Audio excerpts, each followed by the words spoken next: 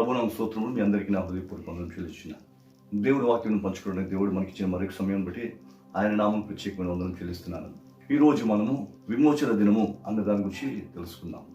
చూడండి, రక్షింపబడిన ప్రతి ఒక్క వ్యక్తికి విమోచన దినము అన్నది నిరీక్షణ ఉంది. అయితే విమోచన అన్నది ఎవరికి అవసరం అంటే, ఎవరైతే పట్టబడి ఉన్నారో, ఎవరైతే బంధకములో ఉన్నారో వారే బంధకం నుంచి, పట్టుబడిన స్థితి నుంచి విడుదల పొందాలని చూస్తారు. ఇదే విమోచన అంటే. అయితే మానవులు విమోచన అన్నది ఎందుకు ఎదురు చూస్తున్నారంటే, ఆది కాలమందు దేవుడు మానవుని సృష్టించినప్పుడు మానవుని యొక్క అతిక్రమమును బట్టి ఆనాడు పాపములో బంధింపబడిపోయిన మానవుడు ఆ పాప దేహములో జీవిస్తూ తన జీవనమును వెళ్ళబుచ్చుచు ఆ క్రమములో వంశపారంపర్యంగా ఆ పాప దేహముతో మానవులు లోకంలో జీవిస్తూ ఈ పాపము నుంచి విడుదల కొరకు, విమోచన కొరకు ఎదురు చూస్తున్నారు. ఆ విమోచననే క్రీస్తు మనకి భాగ్యముగా ఇచ్చాడు. అయితే విమోచన అన్నది వేరు వేరు ఉద్దేశములు కలిగిన వారే లోకంలో జనులు జీవిస్తున్నారు. ఇందులో కొంతమంది క్రీస్తు సిలువ వేయబడి మరణించి పునరుద్ధానం చెందిన తర్వాత మానవులకు విమోచన కలిగింది అని కొందరు విశ్వసిస్తుంటే, మరికొందరు అలా కాకుండా వారు రక్షింపబడిన దినమున వారికి విమోచన కలిగింది అని ఆలోచిస్తున్నారు. అయితే బైబిల్ చెప్తుంది, విమోచన అనేది ఈ రెండూ కాదు. మానవుడు దేహమునకు కలుగబోయే విమోచన నిజమైన విమోచన అని బైబిల్ చెప్తుంది. కారణం ఏంటంటే, ఈ దేహమే పాపము చేత పట్టబడి దేవుని యొక్క సహవాసమును కోల్పోయింది. అయితే మొదటి రెండు విషయంలో ఏ విధంగా సరి అయినవి కాదు అని మనం ఆలోచించినట్లయితే, ఒకవేళ క్రీస్తు పునరుద్ధానమందే మానవునికి విమోచన కలిగింది అనుకున్నట్లయితే ఈ రోజు ఈ సువార్త చేయవలసిన అవసరం లేదు. ఈ రోజు దేవుని గురించి ప్రకటన చేయవలసిన అవసరం లేదు. సువార్త పరిచర్యతో పనే లేదు. సహవాసములు, సంఘములు అవసరమే ఉండదు. అందుకే దీనిని రుజువు చేస్తూనే ఎఫెసీ పత్రిక 1:7 అంటాడు, దేవుని కృపా మహదైశ్వర్యమును బట్టి ఆ ప్రేమియందు ఆయన రక్తము ద్వారా మనకు విమోచనం కలిగినది, అనగా మన అపరాధములకు క్షమాపణ కలిగి ఉన్నది అని చెప్పాడు. దీనిని బట్టి క్రీస్తు శిలువ రక్తములో మానవుల అపరాధముల కొరకు విమోచన ఉంది, మానవుల అపరాధముల నుంచి విడుదల ఉంది. అంటే క్రీస్తు శిలువ లోకమంతటి కొరకు జరిగించినది. అయితే లోకమంతటి కొరకు జరిగించినది అంటే ఈ లోకమంతటికి ఇది ఉచితముగా ఇవ్వబడిన రక్షణ. అయితే ఈ రక్షణ ఎవరు అంగీకరిస్తారో వారికే చెందుతుంది. కాబట్టి యేసు పునరుద్ధానుడైన దానిని బట్టి విమోచన కలిగింది అనుకుంటే ఈ వాక్యమును బట్టి సరికాదు. నెంబర్ 2, రెండోది, ఏ దినమునందైతే నువ్వు రక్షింపబడ్డావో ఆ దినమందే నీకు విమోచన కలిగింది అని ఆలోచించినట్లయితే అది కూడా సరికాదు. కారణం ఏంటంటే, దేవుడు చెప్తున్నాడు ఎఫెసీ పత్రిక 4:35 విమోచన దినం వరకు ఆత్మ మిమ్మును కాపాడుతుందట. ఈ ఆత్మ ఎఫెసీ పత్రిక 1:13 కూడా వ్రాయబడి ఉంది. రక్షింపబడినప్పుడు మీరు వాగ్దానపు ఆత్మ పొంది ఉన్నారు, ఆ ఆత్మను మీ కొరకు సంచకరువుగా ఉంచిపోయాను అని చెప్పాడు. చూసారా, ఇక్కడ రక్షింపబడిన మన మీద ఆత్మను ముద్రించాడట. అంటే మనం ఆయన సొత్తు అని రుజువు చేశాడు. అంతేకాదు, మన కొరకు ప్రయధనముగా లేక పూచీకత్తుగా పరిశుద్ధాత్మను దేవుడు ఉంచిపోయాడట. దీనిని బట్టి గమనిస్తే, నీవు రక్షింపబడిన దినమందు నీకు విమోచన కలుగలేదు. రక్షింపబడినప్పుడు కలిగినది నీ ఆత్మకు విమోచన. ఎందుకంటే రక్షింపబడిన నీవు పాపముల చేతను, అపరాధముల చేతను బంధింపబడిన ఆత్మ అపరాధముల నుంచి విడుదల పొంది, పాప బంధకముల నుంచి విడుదల పొంది ఆత్మ పవిత్రత పొందింది. కాబట్టి అది ఆత్మను గూర్చిన విషయం. దీనిని బట్టి రక్షింపబడినప్పుడు కలిగినది నీ ఆత్మకు విమోచన. అయితే ప్రభువు రాకడ దినమున నీ దేహమునకు విమోచన కలుగుతుంది. అది అసలైన విమోచన. అసలు రాకడ అనేది ఉందా అంటే ఖచ్చితంగా ఉన్నది. అదే నీకు విమోచన దినము. రక్షింపబడినప్పుడు నీవు పొందిన విమోచన నీ ఆత్మకు సంబంధించినదైతే, రాకడ దినమందు కలగబోయేదే నీ శరీరమునకు విమోచన. ఇదే నిజమైన విమోచన. ఒకవేళ రాకడ వరకు నీవు బ్రతుకున్నట్లయితే నీవు మార్పు చెంది మహిమ దేహమును ధరిస్తావు. అదే విమోచన అంటే. గమనించండి, ఇంతవరకు చెప్పుకున్న దాన్ని బట్టి రక్షింపబడినప్పుడు జరిగింది ఏంటంటే, మన ఆత్మకు రక్షణ కలిగింది. కానీ ప్రభువు రాకడ వచ్చేటప్పుడు జరిగేది మన దేహమునకు విమోచన. అందుకే ఆ దినమున నీ విమోచనను గురించి దేవుడు నీ మీద పరిశుద్ధాత్మ అనే ముద్రను వేశాడు. ఎఫెసీ పత్రిక 1:13 వాగ్దానపు ఆత్మను పొంది ఉన్నారు అని చెప్పాడు. సో దీనిని బట్టి రక్షింపబడిన నీ మీద నా మీద దేవుడు ఒక వాగ్దానపు ముద్ర వేశాడు. ఏంటి ఆ వాగ్దానం అంటే, నీకు విమోచన కలుగుతుంది. ఈ విమోచించి నిన్ను ఏ రాజ్యం అయితే నువ్వు పోగొట్టుకున్నావో ఆ రాజ్యంలోకి నిన్ను తీసుకొని పోతాను అని ఒక వాగ్దానంతో ఈ ముద్ర మన మీద వేశారు. కాబట్టి ఇప్పుడు లోకంలో జీవిస్తున్న మనము ఆ ఆత్మ చేత నడిపింపబడిన వారమే. ఆ ఆత్మ యొక్క ప్రేరేపణను బట్టి, ఆత్మ యొక్క నడిపింపును బట్టి మన జీవితంలో జరిగించుకొనొచ్చు దేవుని సన్నిధిలో జీవిస్తున్నాము. ఇది క్రైస్తవుడు చేయుచున్న పని. అయితే ఎప్పుడు ఈ ఆత్మదేహంను మనం ధరిస్తాం అన్నది విషయం. అందుకే దీనికి నిరీక్షణగానే రోమాపత్రిక 8:23 అంటాడు, రక్షింపబడిన మనము మన దేహముల యొక్క విమోచన కొరకు కనిపెట్టుచున్నామట. అదే క్రైస్తవుడైన ప్రతి ఒక్కరికి కలిగిన నిరీక్షణ. ఏమిటి? విమోచన. అయితే ఈ విమోచన ఎప్పుడు కలుగుతుంది అని మనం చూసినట్లయితే దీని గురించి 1 దశలోనిక పత్రిక 4:13 చెప్తాడు. అదేవిధంగా 15 నుంచి చివరి వరకు చెప్తాడు. నిరీక్షణ లేని ఇతరుల వలె మీరు దుఃఖపడుకున్నట్లను నిద్రించుచున్న వారిని గురించి మీకు తెలియకుండా నాకు ఇష్టం లేదు అంటూ 15 చెప్తాడు. ప్రభువు రాకడ వరకు నిలిచి ఉండి మనము నిద్రించుచున్న వారి కంటే ముందుగా ఆయన సన్నిధికి చేరము. కానీ ప్రభువు ఆర్భాటముతోనూ ప్రధాన దూత శబ్దంతోనూ బూరతోనూ దిగి వచ్చును. అప్పుడు మృతులైన వారు మొదటగా లేతురు. ఆ పైన సజీవులముగా నిలిచి ఉండి మనము వారితో కూడా ఏకముగా కొనిపోబడదుము అని చెప్పాడు. గమనించండి, ఇక్కడ చెప్పబడింది చనిపోయిన వారు, అదేవిధంగా సజీవులైన వారు దేవుని ఎదుర్కోవడానికి పోతారట. ఇందాక మనం చెప్పుకున్నాం కదా, పాపదేహంతో ఉన్న మానవుడు, ఈ పాపదేహమును బట్టి మానవుడు పాపంలో జీవిస్తున్నవా, దేహంలో పాపం పోతే గాని దేవుని సన్నిధికి మానవులు చేరలేరు. ఇక్కడ దీన్ని చెప్పిన దాన్ని బట్టి దేవుని యొక్క ఉద్దేశము ఇక్కడ బయలుపరచబడింది. ఆ రోజు ప్రభు దినమందు సజీవులుగా నిలిచి ఉండి మనమును మృతులైన వారు కూడా దేవుని ఎదుర్కోవడానికి వెళ్ళిపోతారట. ఆ విధముగా మనలను విమోచించుట కొరకే యేసుక్రీస్తు 2000 సంవత్సరముల క్రితం లోకమునకు వచ్చి తీతు పత్రిక 2:14 ఆ క్రీస్తు మనలను విమోచించుట కొరకే తన రక్తమును చిందించెను అని చెప్పబడింది. అయితే ఆ విధంగా రక్తం చిందించిన యేసు మనకి ఏ విధంగా విమోచన కలిగించాడంటే, హెబ్రీ పత్రిక 9:12 చెప్పినట్లు కూడలేకయు మేకలేకయు రక్తం వలన కాదు గాని తన స్వరక్తమును చేతపుచ్చుకొని ప్రధాన యాజకుడుగా ఆయనే లోపలికి ప్రవేశించి మన పాపములకు నిత్యమైన విమోచన కలిగించాడట. ఆమేన్. చూసారా, ఆ యేసు నీ కొరకు నా కొరకు తన రక్తం ఇచ్చింది మాత్రమే కాదు గాని ఆ రక్తము తీసుకొని తనే ప్రధాన యాజకునిగా పరిశుద్ధ స్థలంలోనికి పోయి నీ కొరకు నా కొరకు విమోచనను ఆయన ఏర్పాటు చేశాడు. గమనించారా పిల్లరా? ఇట్టి విధమైన విమోచనను ఏర్పాటు చేసిన యేసును ఎవరైతే అంగీకరిస్తారో వారే ఆ విమోచనకు అర్హులు. కాబట్టి దేవుడు చెప్తున్నాడు, 2 కొరింథీ పత్రిక 5:17 అంటాడు, కాగా ఎవడైనను క్రీస్తునందున్నట్లా వాడు నూతన సృష్టి, పాతవి గతించను, సమస్తమును నూతనమాయను అని అక్కడ చెప్పాడు. చూడండి, ఇక్కడ ఎవరైతే క్రీస్తుని అంగీకరించి క్రీస్తు రక్తంలో కడగబడి దేవుడిచ్చిన ఆత్మచేత ముద్రింపబడిన వారే ఆ ఆత్మ నడిపింపులు నడుస్తుంటారో వారు నూతనమైన సృష్టి అట. ఈ నూతనమైన సృష్టిగా మార్చబడిన వీరిలో పాతవి గతించిపోయాయి. ఇక పాత జీవితం వారిలో ఉండకూడదు. సమస్తమును నూతనమైనవి. ఇక మీద వారి జీవితము నూతనమైన జీవితము. ఏటా నూతనమైన జీవితము? క్రీస్తుని కలిగిన జీవితము, క్రీస్తుని వెంబడిస్తున్న జీవితము, క్రీస్తు గుణాతిశయములను ప్రచురం చేయుచున్న జీవితము. కాబట్టి విమోచింపబడి నీవు విమోచనకు తగిన జీవితమును జీవిస్తూ నూతనమైన సృష్టిగా లోకములో జీవించాలి. విమోచన దినమున ఎత్తబడాలంటే ఇటువంటి స్థితి కలిగి ఉండాలి. అయితే ఇంతవరకు మనం చెప్పుకున్న దాన్ని బట్టి ఆత్మకు విమోచన దాని గురించి తెలుసుకున్నాము.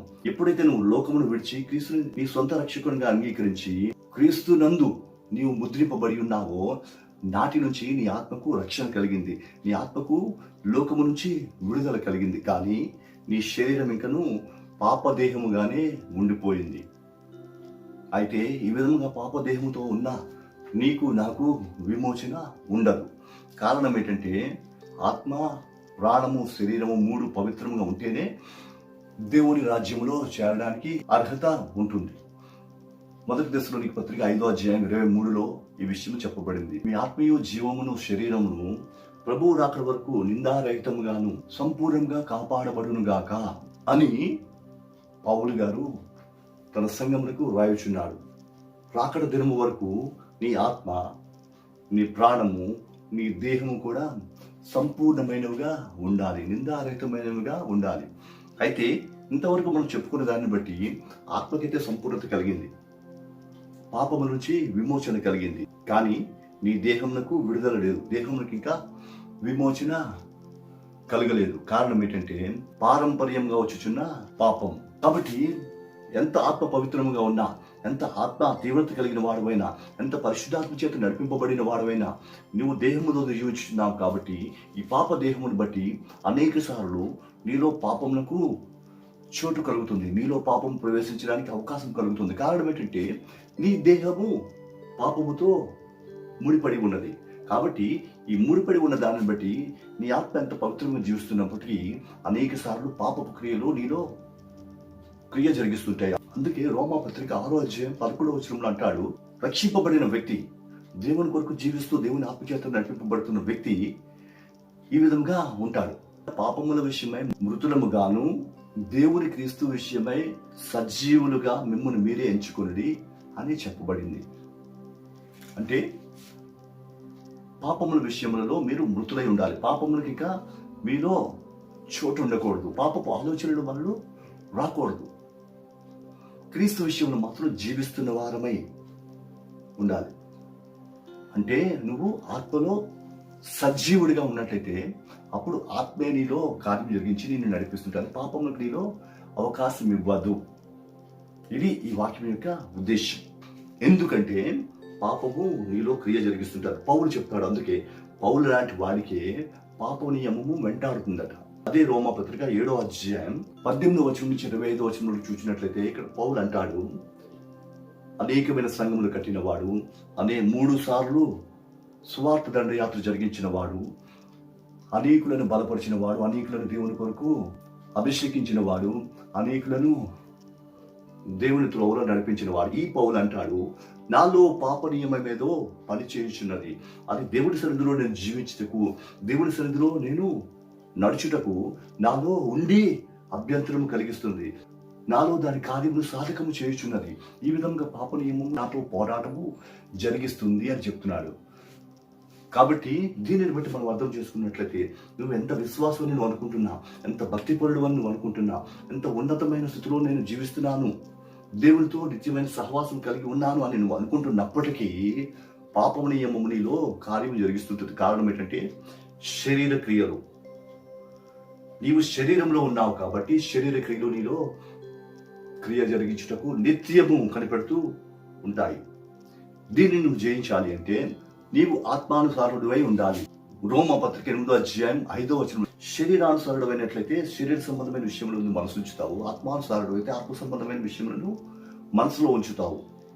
కాబట్టి నీవు ఆత్మానుసారుడు అయితే శరీర సంబంధమైన క్రియలను చంపగలవు, చంపినప్పుడు ఆత్మానుసారుడుగా జీవించగలవు. శరీరం ఇంకా పాపముతోనే ఉంది కాబట్టి నీవు ఇంకనూ ఆ రాజ్యంలో ప్రవేశించడానికి అర్హుడవు కావు. కానీ మానవుడు దేవుని యొక్క ప్రత్యక్షత కొరకు ఎదురు చూచుచున్నాడు. కారణం ఏంటంటే ఆ నిత్య రాజ్యంలో ప్రవేశించాలి. అయితే ఇప్పుడు నిత్య రాజ్యంలో ప్రవేశించడానికి అభ్యంతరం ఏంటంటే శరీరము సంపూర్ణత పొందలేదు. కాబట్టి ఇంకా నువ్వు సంపూర్ణుడుగా కాదు. అయితే దేవుని యొక్క ప్రత్యక్షత వచ్చినప్పుడు నువ్వు ఎత్తబడాలి. అంటే రోమాపత్రిక చెప్తాది, రక్షింపబడిన మనము కూడా దేహము యొక్క విమోచన కొరకు ఎదురు చూచుచున్నామట. గమనించారా? ఇక్కడ కూడా దేహం యొక్క విమోచన అన్నది కనిపిస్తుంది. వీటన్నిటిని బట్టి చూసినట్లయితే నీ ఆత్మకు విమోచన ఉంది, కానీ దేహమునకు ఇంకా విమోచన లేదు. ఎప్పుడు నీ దేహములకు విమోచన కలుగుతుందంటే నీ దేహములకు విమోచన కలిగే అవకాశం లేదు. కారణం ఏంటంటే నీ దేహము పాపముతో బంధింపబడి ఉంది, పాపంతో ముడిపడి ఉంది. కాబట్టి ఈ దేహమునకు విమోచన అనేది అవకాశము లేదు. అయితే దేవుడు ఒక నిరీక్షణ ఇచ్చాడు. ఈ నిరీక్షణను బట్టే మనకు విమోచన కలుగుతుంది అని ఒక ఆశ. ఆ ఆశను బట్టే నేటి క్రైస్తవుడు ఆ విమోచన కొరకు ఎదురు చూచుచున్నాడు. ఆ విమోచన దినం కొరకు కనిపెడుతున్నాడు. అదే ప్రభువు రాకడ దినం. ఆ దినమున జరగబోయేది ఏంటి అన్నది ఇప్పుడు మనం చూడబోతున్నాం. 1 కొరింథీ పత్రిక 15వ అధ్యాయం 50 నుంచి 58 వచనం వరకు చూసినట్లయితే ఇక్కడ అంటాడు, రక్త మాంసములు దేవుని రాజ్యమును స్వతంత్రించుకొని జాలవు అని చెప్పాడు. మొట్టమొదటిగా రక్త మాంసములు దేవుని రాజ్యమును స్వతంత్రించుకొని జాలవు అంటే నీ దేహము దేవుని రాజ్యంలో ప్రవేశించడానికి అర్హత లేదు. ఇది భూ సంబంధమైనదే. అందుకే ఈ భూ సంబంధమైనది కాబట్టి ఇది భూ సంబంధమైన ఆలోచనలు కలిగి పాప నియమముతో పట్టబడి పాప నియమములకు నీలో స్థానం కల్పించాలని ప్రయత్నిస్తూ నిన్ను ఎల్లప్పుడూ పాపం వైపు ప్రోత్సహిస్తుంటుంది. అయితే నువ్వు ఆత్మను కలిగిన వాడవై, ఆత్మచేత ముద్రింపబడిన దానవై, ఆత్మ నియమమునకు లోబడిని జీవిస్తూ అనేక సార్లు ఈ పాప నియమముతో పోరాటము నీ జీవితంలో కలుగుతూ నీ ఆత్మీయ స్థితిని బట్టి దానిని జయించుతూ ఉంటావు. అందుకే ఈ పాప నియమముతో ముడిపడి ఉన్న దేహము పరలోక రాజ్యంలో ప్రవేశించనేరదు. అది అందులో ప్రవేశించనేరదు. కాబట్టి నేను ఒక మర్మమును మీకు చెప్తున్నాను. ఏంటంటే ఈ క్షయమైన దేహము అక్షయతను ధరించుకుంటాది. ఎప్పుడు ప్రభువు రాకడ దినమందు క్షయమైన ఈ దేహము అక్షయతను ధరించుకుంటాది. అంటే తాత్కాలికమైన ఈ దేహము, నీవు జీవించినంత కాలము నీకు ఉండే ఈ దేహము కొట్టివేయబడి నిత్యమైన దేహము అంటే మహిమ దేహము నీకు ఇవ్వబడుతుంది. మత్స్యమైనది కొట్టివేయబడి అమర్త్యమైన దేహమును నువ్వు ధరించుకుంటావు. 1 కొరింథీ పత్రిక 15వ అధ్యాయం 50-51 వచనములలో, ఇదిగో మీకు ఒక మర్మమును తెలియజేయుచున్నాను.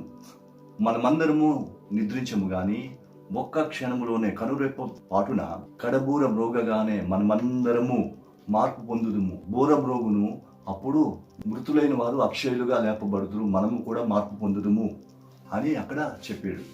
చూసారా? అప్పుడు మనము మార్పు పొందుతాము. ఏ విధంగా మార్పు పొందుతాము?